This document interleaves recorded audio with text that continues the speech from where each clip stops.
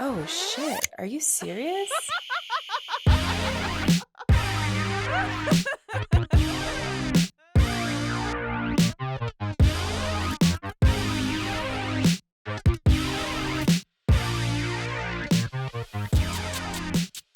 What is up, you guys? Welcome back to another episode of Ironically Serious with your favorite podcast host, Taylor Torres. Holy shnikes, guys. I haven't talked to you guys like one-on-one in so long. I have so much to catch up with you guys on. It's actually crazy. And I miss our little rant. I miss our episodes where we just break it down and talk about who knows what's going on in my brain. But I have so much to catch up with you guys on. With that, though, I hope you've also been enjoying this new era of Ironically Serious. I have been so fulfilled with the past couple of guests I've had on and the guests I have coming up.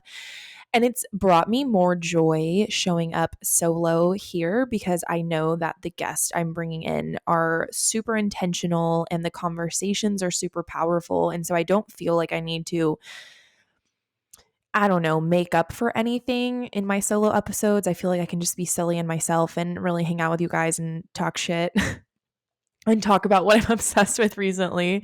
And then I can save all the serious, deep conversations for my guests. The last episode I had on with Grace, it was just so incredible. I can't wait to put the video up on YouTube as well because we both cried. And I haven't cried much on these podcasts. I've recorded 30 or so episodes and I've been on a handful of episodes for other podcasts as a guest. And I think I've cried on like 2 or 3 podcasts. But Grace and I, it was just insane how parallel our lives were. So if you haven't listened to the episode, go back. But I've missed you guys. I just got back from New York. You're probably, if you follow me on my business Instagram or even my personal Instagram, you probably already know that. And you're like, shut the fuck up, Taylor. We know you went to New York. Goddamn. But it was a pivotal trip for me. And there's a few reasons why. One, it was me and Josh's first trip together on an airplane. How weird is that? Like all of the trips we've been on have been in driving distance. Austin, New Orleans, San Antonio. We even, when he was traveling for work, I ended up flying to see him in Tampa, but we never had been on a trip together on a plane. So we went to New York this past weekend and it was our first trip together on a plane out of state like that without the kids. And it was so refreshing. But also, second reason why it was such a pivotal trip is because if you don't remember, maybe you do, or you've known me, or you've listened to the episodes at the beginning when I first launched the podcast, I almost lived in New York. And I know it's like beating a nail on a head, but it's so weird for me.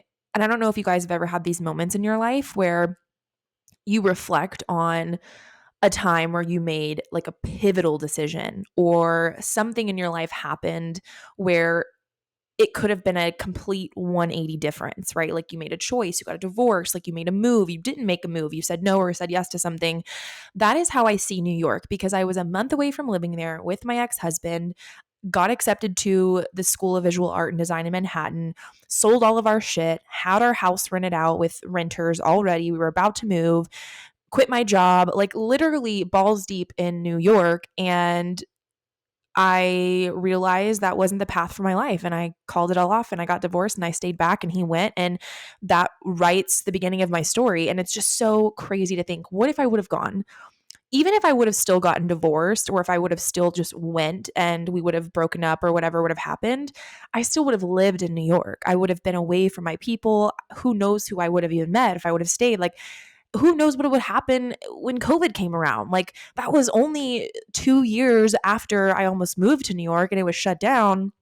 It was just a crazy thought. And it makes it even more crazy because back then, 5 years ago, when we were about to move there, and then after I got my divorce, I traveled there, a handful of times solo and had friends there and went to art shows there.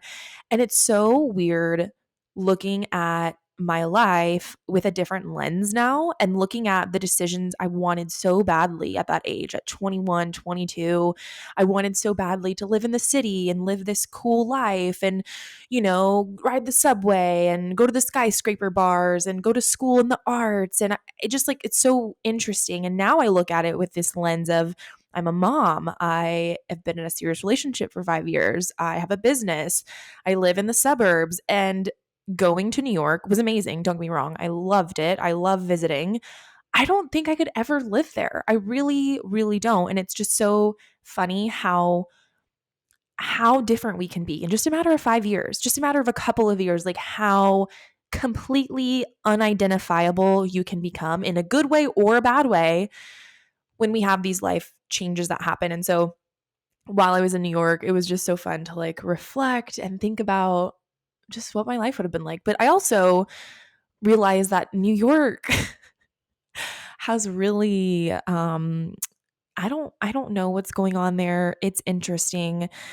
Now that marijuana is legalized in New York, I think everyone has just slightly lost their mind a little bit. You had COVID, you have all of the crazy shit going on there.